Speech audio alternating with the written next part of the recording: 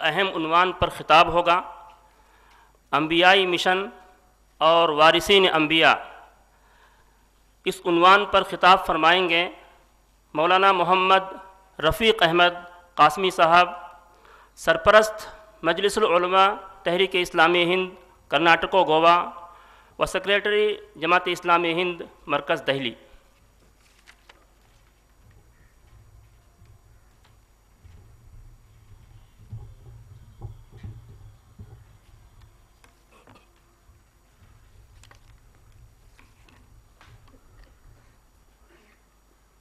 الحمدللہ رب العالمین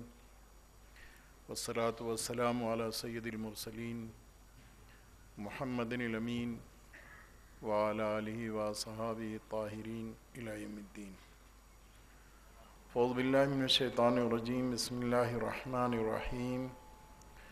هو الذی ارسل رسولہ بالہدی ودین الحق لیظہرہ علی الدین کلہ وکفی باللہ شہیدا۔ محترم امیر جماعت اسلامی ہند، محترم علماء کرام اور محترم عالمات اور حاضرین، السلام علیکم ورحمۃ اللہ وبرکاتہ۔ دنیا میں انسان کے تخلیق کے ساتھ اللہ تبارک تعالیٰ نے انسان کے تعلیم کا معقول ترین انتظام فرمایا، اس لیے کہ اگر انسان کو تعلیم کے زیور سے آراستہ نہ کیا جاتا، ان صلاحیتوں اور ان خوبیوں اور خصوصیات سے اس کا تعلق نہ ہوتا، تو جیسا کہ ہم اور آپ دیکھتے ہیں کہ ان صفات سے محروم انسانوں کا حال کیا ہے۔ اللہ تبارک و تعالیٰ نے حضرات انبیاء علیہم الصلاۃ و تسلیم کے ذریعے سے راہ حق کی نشاندہی، اس کی تلقین اور رہنمائی کے لیے انبیاء کو ہر زمانے میں بھیجتا رہا۔ لکل قوم ہاد، انسان کی بنیادی ضرورت ہے کہ اس دنیا میں آ کر کے وہ یہ سمجھے کہ اس کا مقصد وجود کیا ہے، اسے کیوں پیدا کیا گیا ہے، فرائض کیا ہیں، ذمہ داریاں کیا ہیں، حقوق کیا ہیں، اللہ کے حقوق کیا ہیں اور انسانوں کے حقوق کی ادائیگی کی صورتیں کیا ہیں، اس کی تفصیلات کیا ہیں۔ اپنے اپنے زمانے میں، اپنے اپنے علاقے میں حضرات انبیاء علیہم الصلاۃ و تسلیم نے اس کار عظیم کو انجام دیا۔ انسانی تاریخ اس بات پر گواہ ہے کہ حضرات انبیاء علیہم الصلاۃ و تسلیم دنیا میں تشریف لاتے رہے اور انسان کو راہ نجات دکھاتے رہے، ان کے مسائل اور مشکلات کا موزوں ترین حل ان کو بتاتے رہے، بندگی رب کی طرف ان کو متوجہ کرتے رہے۔ جن قوموں نے، جن انسانوں نے انبیاء کی دعوت پر لبیک کہا، یقینی طور پر وہ کامیاب ہو گئے۔ افرادی قوت، وسائل ذرائع کے بہتات کے باوجود جن قوموں نے انبیاء کی دعوت سن کر کے انسنی کر دی، بات ماننے سے انکار کر دیا، انحراف کی روش اپنا لی، یقینی طور پر وہ تباہ کر دیے گئے اور وہ صفحہ ہستی سے ان کا نام و نشان مٹا دیا گیا۔ انسان مٹنے کے لیے نہیں آیا ہے، بلکہ انسان دنیا میں اپنی ذمہ داریوں کو انجام دینے کے لیے پیدا کیا گیا تھا، لیکن چونکہ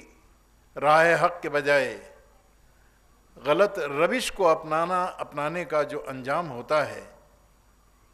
اس کی نشاندہی کے باوجود جب لوگوں نے بات نہیں مانی تو یقیناً ہلاک کر دیے گئے۔ حضرات گرامی، انبیاء علیہم الصلاۃ و تسلیم دنیا میں تشریف لائے، اپنے مشن کو آگے بڑھانے کے لیے انہوں نے انتہائی وسعت قلبی کے ساتھ، انتہائی استقامت اور ثبات قدمی کے ساتھ انسانوں کے ساتھ ہمدردی اور محبت کا انداز اختیار کرتے ہوئے مخالفت کرنے والوں کے سامنے بھی اور تائید کرنے والوں کے سامنے بھی پیغامات خداوندی کو ان کے سامنے پیش کیا۔ قرآن کریم میں ہمیں اور آپ کو یہ بات معلوم ہے کہ اللہ تبارک تعالیٰ نے ارشاد فرمایا فَلَعَلَّكَ بَاخِعٌ نَفْسَكَ عَلَىٰ آثَارِهِمْ إِن لَّمْ يُؤْمِنُوا بِهَٰذَا الْحَدِيثِ أَسَفًا۔ نبی رحمت سیدنا حضرت محمد صلی اللہ علیہ وسلم کے بارے میں یہ بات کہی گئی کہ ہاں انسان جن راہوں کو اختیار کیے ہوئے ہے اور جس غلط روش کو اس نے پسند کر لیا ہے، جس کا انجام دنیا میں بھی ہلاکت ہے اور جب آخرت میں پہنچے گا تو اس وقت بھی جہنم کے عذاب سے اسے دوچار ہونا پڑے گا۔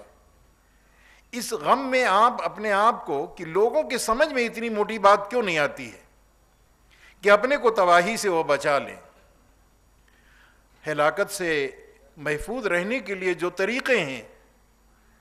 ان طریقوں کو، ان راہوں کو وہ اختیار کر لیں، ایسا کیوں نہیں کرتے ہیں؟ ایک شخص آپ کے سامنے کنویں میں کودنے کے لیے تیار ہے، آپ انسانی ہمدردی کی بنیاد پر سمجھائیں گے بھی، بتائیں گے بھی اور اسے اس کے ہولناکی سے آگاہ بھی کریں گے، کنویں میں جاؤ گے مر جاؤ گے۔ انبیاء علیہم الصلاۃ والتسلیم انسانوں کے لیے انتہائی ہمدرد،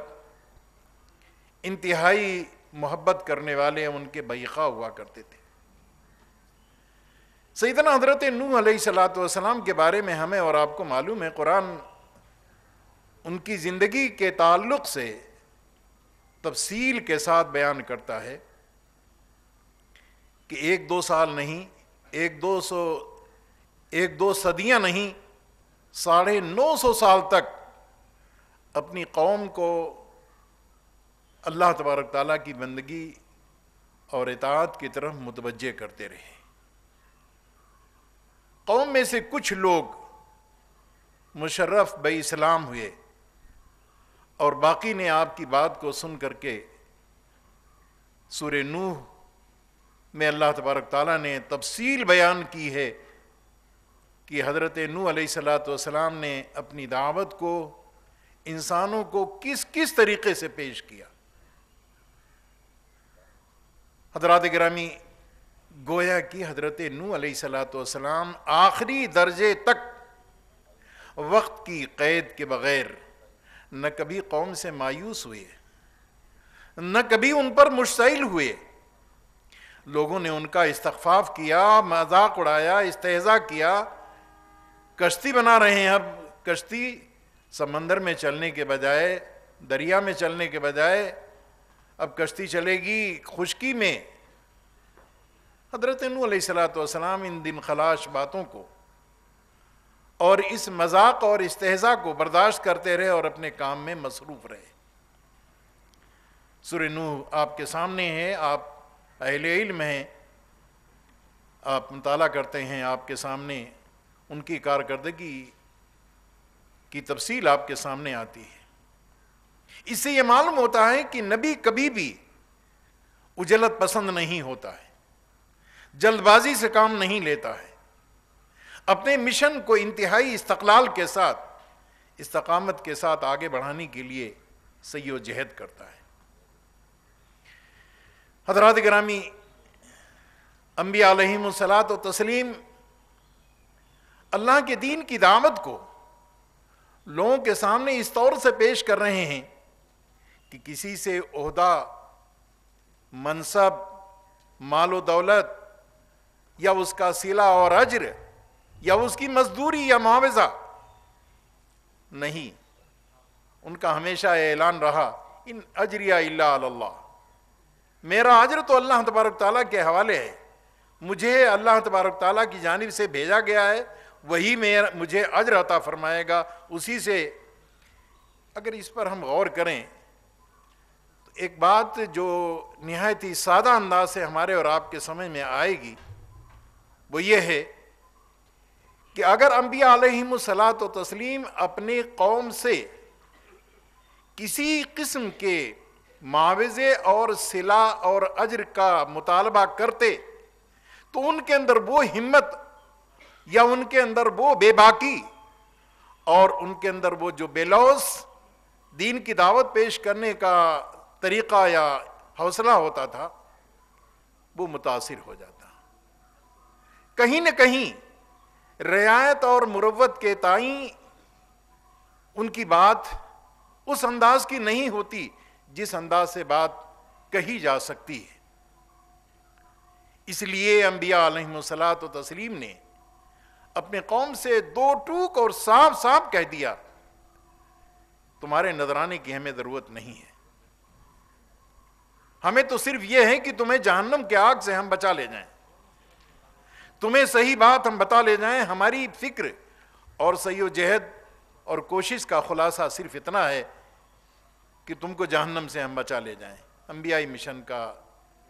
یہ بھی انداز ہے، انبیائی مشن کا یہ بھی طریقہ ہے، اور اس کے لیے یہ بھی دستور رائج رہا ہے کہ مخالفین کی مخالفت پر کبھی بھی وہ نہ تو مشتعل ہوئے کہ ہم ان کے سامنے دین کی دعوت پیش کر رہے ہیں، ان کے سامنے ہم ان کی نجات کی بات کر رہے ہیں اور یہ ہمارے درپے آزار ہیں، تکلیف پہنچانے کے درپے ہیں۔ وَيَقْتُلُونَ النَّبِيِّينَ بِغَيْرِ الْحَقِّ، یہاں تک کہ ہمیں قتل کرنے کے درپے ہیں، اور قتل کیا ہے انہوں نے۔ اس پر کبھی مشتعل نہیں ہوئے اور کبھی ایسا انداز نہیں اختیار کیا کہ ان کو جانے دو، ہلاک ہونے دو۔ حضرات گرامی، آپ حضرات سیرت کے جلسوں میں اس کو جب بیان کرتے ہیں کہ طائف کی آبادی میں نبی رحمت صلی اللہ علیہ وسلم پر جب سنگباری کی گئی، بالخراش باتیں کہی گئیں اور مختلف حیثیتوں سے آپ کو اذیت پہنچائی گئی، تو اللہ کے نبی صلی اللہ علیہ وسلم نے اہل طائف کے لیے بد دعا نہیں فرمائی۔ یہ نہیں کیا کہ جب انہوں نے مجھے ستایا ہے تو ان کو ہم ستائے بغیر نہیں چھوڑیں گے،